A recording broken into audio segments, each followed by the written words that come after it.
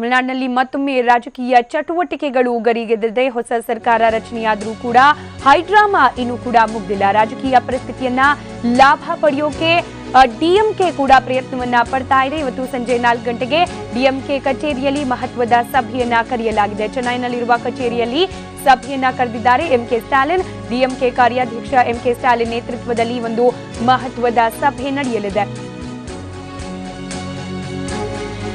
ಇವತ್ತು ಸಂಜೆ 4ಕ್ಕೆ ಡಿಎಂಕೆ ಪಕ್ಷದಲ್ಲೂ ಕೂಡ ಸಭೆಯನ್ನ ಕರೆಯಲಾಗಿದ್ದು ಈಗ ನಡೀತಿರುವ ರಾಜಕೀಯ ವಿದ್ಯಮಾನಗಳ ಕುರಿತಾಗಿ ಚರ್ಚೆಯನ್ನ ನಡೆಸಲಿದ್ದಾರೆ. ಹಾಗೆ ಡಿಎಂಕೆ ಪಕ್ಷ ಯಾವ ರೀತಿಯಾಗಿ ದಾಳವನ್ನ ಉರುಳಿಸಬೇಕು ಅನ್ನೋದನ್ನ ಕೂಡ ಈ ಒಂದು ಸಭೆಯಲ್ಲಿ ಚರ್ಚೆ ನಡೆಸಲಾಗುತ್ತೆ. ಡಿಎಂಕೆ ಕಾರ್ಯಾಧ್ಯಕ್ಷ ಎಂಕೆ ಸ್ಟಾಲಿನ್ ನೇತೃತ್ವದಲ್ಲಿ ಸಂಜೆ 4 ಗಂಟೆಗೆ ಪಕ್ಷದ ಕಚೇರಿಯಲ್ಲಿ ಮಹತ್ತರವಾದ ಸಭೆಯನ್ನ ಕರೆಯಲಾಗಿದೆ.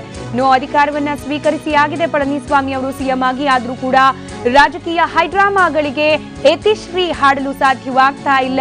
ಕ್ಷಣ ಕ್ಷಣಕ್ಕೂ ಕೂಡ ಬದಲಾವಣೆಗಳು ಹಾಗೆ ಕೆಲ ಬೆಳವಣಿಗೆಗಳು ಆಗ್ತಾ ಇರೋದ್ರಿಂದ ಮುಂದೇನಾಗಬಹುದು ಅನ್ನೋ ಪ್ರಶ್ನೆಯಂತೂ ನಿರಂತರವಾಗಿ ಕಾಡ್ತಾನೆ ಸಾಗ್ತಾ ಇದೆ. ಅದೇ ನಿಟ್ಟಿನಲ್ಲಿ ನಾಳೆಯ ವಿಶ್ವಾಸಮತ ಯಾಚನೆಯಲ್ಲಿ ಪಳನಿಸ್ವಾಮಿ ಯಶಸ್ವಿ ಆಗ್ತಾರಾ ಅನ್ನೋ ಪ್ರಶ್ನೆಯ ಜೊತೆಗೆ ಈಗಿನ ಪರಿಸ್ಥಿತಿಯ ಲಾಭವನ್ನ ತನ್ನ ಅನುಕೂಲಕ್ಕೆ ಯಾವ ರೀತಿ ಬಳಸ್ಕೊಳ್ಬಹುದು ಅನ್ನೋ ಚಿಂತನೆಯನ್ನ ಡಿಎಂಕೆ ಪಕ್ಷ ಮಾಡ್ತಾ ಇದೆ. ಹೀಗಾಗಿ ತುರ್ತು ಸಭೆಯೊಂದನ್ನ ಕರೆಯಲಾಗಿದೆ.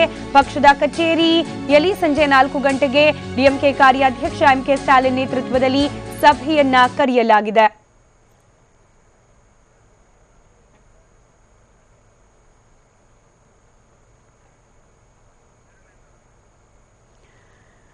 ಒಂದು ಕಡೆ ಎಐಎಡಿಎಂಕೆ ಪಕ್ಷದಲ್ಲಾಗ್ತಿರುವ ಬೆಳವಣಿಗೆಗಳು ಹಾಗೆ ತಮಿಳುನಾಡು ರಾಜಕೀಯದಲ್ಲಾಗ್ತಾ ಇರುವ ಬೆಳವಣಿಗೆಗಳನ್ನ ಯಾವ ರೀತಿಯಾಗಿ ತನ್ನ ಅನುಕೂಲಕ್ಕೆ ಬಳಸಿಕೊಳ್ಳಬಹುದು ಅನ್ನೋ ಚಿಂತನೆಯಲ್ಲಿ ಇದೀಗ ಡಿಎಂಕೆ ಪಕ್ಷ ಕೂಡ ತೊಡಕೊಂಡಿರೋದು. ಹೀಗಾಗಿ ನಾಳೆ ಏನು ವಿಶ್ವಾಸಮತ ಯಾಚನೆ ಇದೆ ಪಳನಿಸ್ವಾಮಿ ಅವ್ರದ್ದು.